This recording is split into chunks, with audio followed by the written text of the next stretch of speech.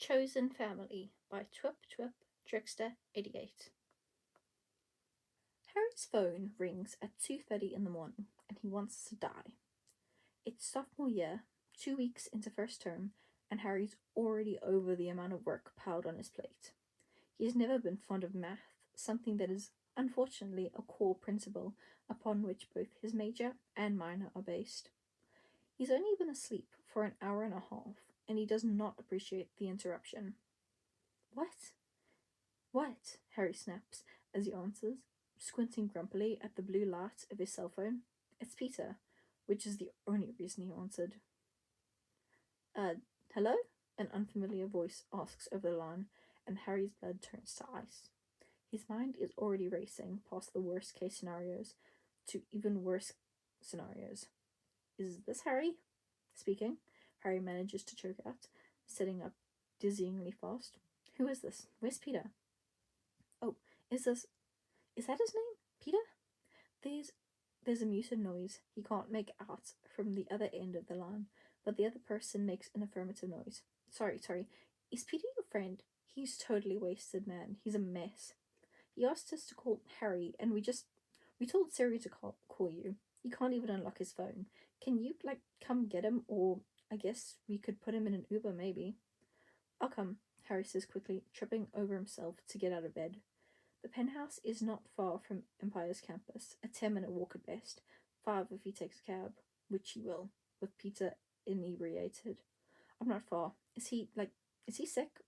Do you think he needs a hospital? No. Well, Adam, what do you think? The person on the other end of the line has a brief side conversation with someone else, who is, apparently, helping out with the situation. As Harry pulls on a pair of sweatpants and digs around his laundry for his wallet. Yeah, no, he's awake and stuff. He's still coherent. He's just, can't get home on his own.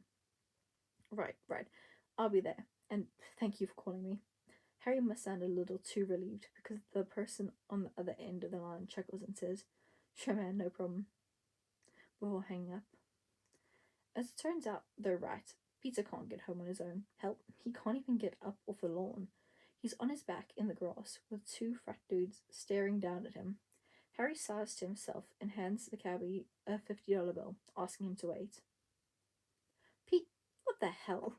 Harry shakes his head as Peter smiles at him, eyes glazed over with whatever the hell he imbibed. He reaches out to Harry, still laying there. Clearly, his depth perception is off because he misses by several inches. The 2 frat dudes, Adam and the other one who called him, tilt their heads at them. I've got him from here. Thanks, guys. Thanks again. No problem. Kid was drinking like a monster.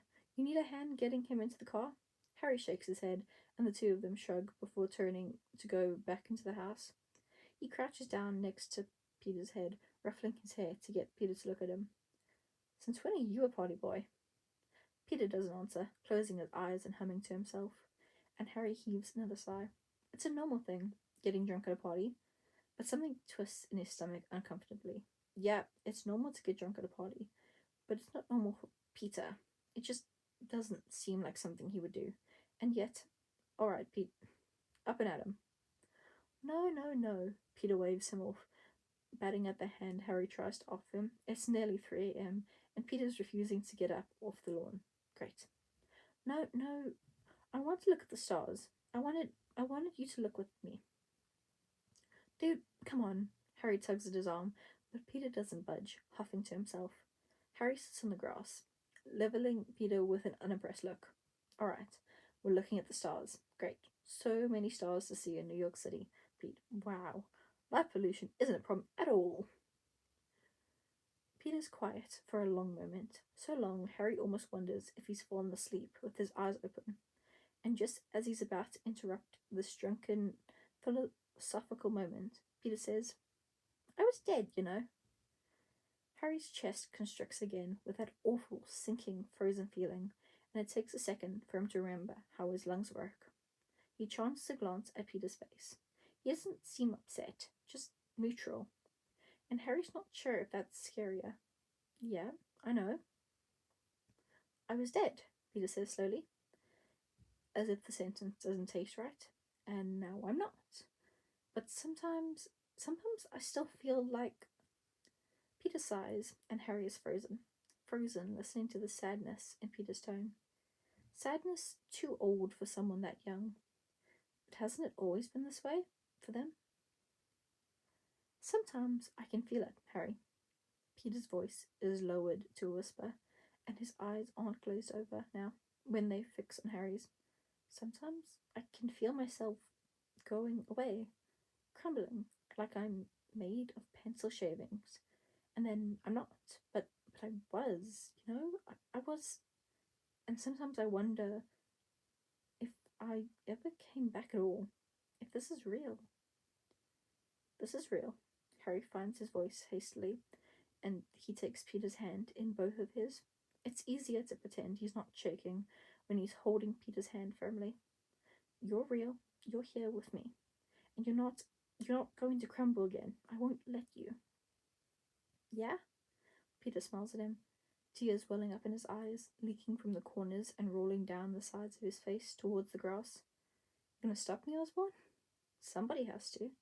You're a public menace. Peter laughs, wet and bittersweet, and Harry discreetly wipes away his own tears on his sleeve. I've got this responsibility.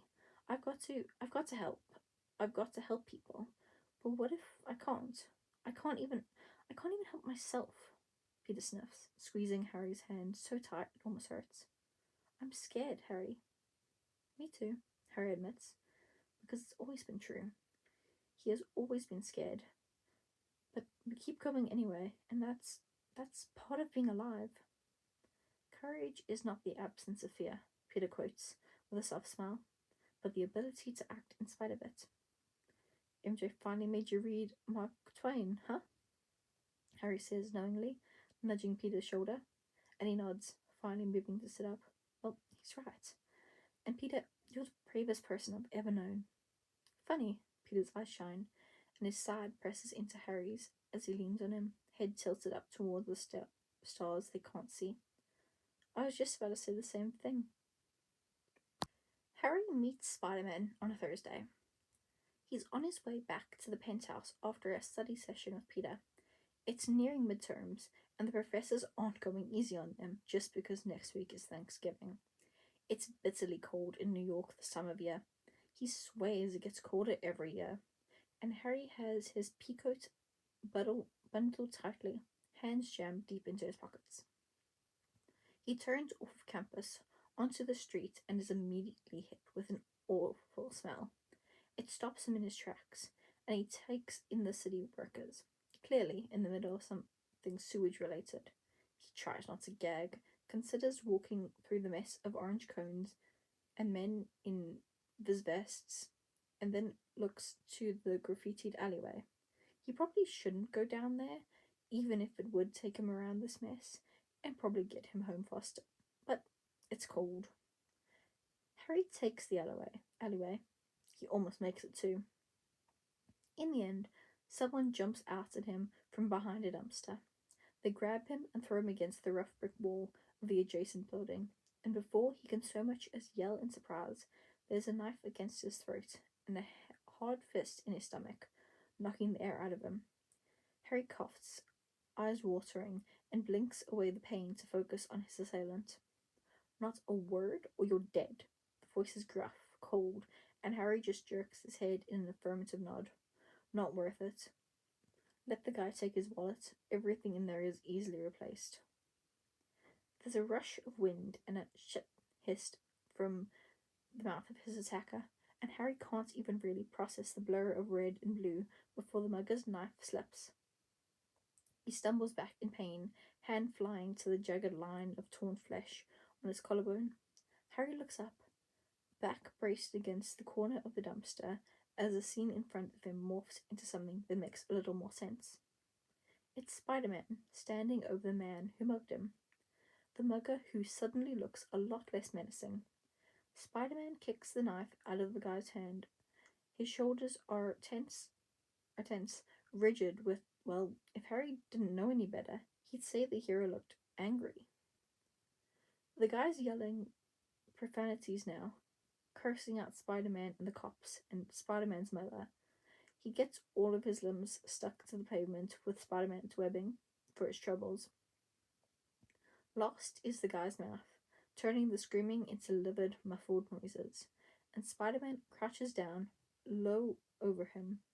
The eyepiece of his mask whir as they narrow. If you ever try that again, I will find you. Harry's eyes widen. He was right. Spider-Man sounds pissed. Wasn't he supposed to be like the wisecracker? Spider-Man punches the concrete next to the mugger's head and it crumbles, leaving in it an indentation whose only purpose must have been to intimidate. Harry can feel his heartbeat quicken when Spider-Man turns around slowly, lenses whirring again as he focuses on Harry. He holds his hands up non-threateningly, taking a slow step forward. Are you okay? I'm okay.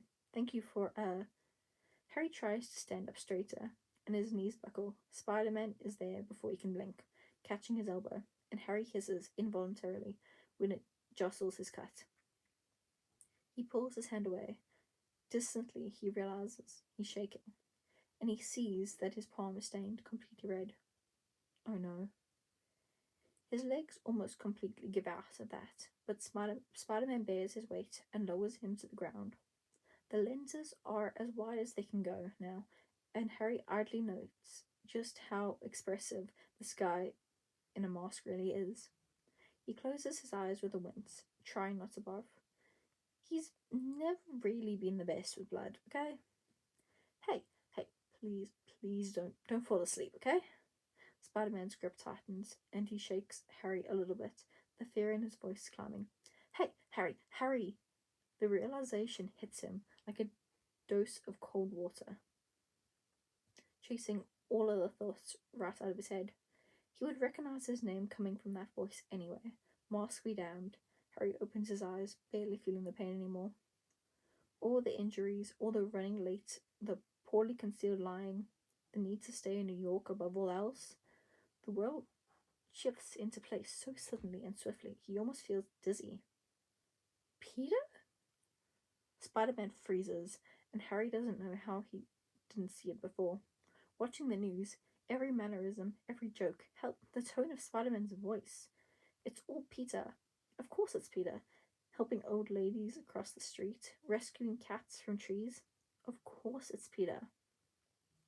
The thing is, he might have stopped drawing it, but Peter never did stop fighting dragons. Fuck, Harry says, right before he passes out.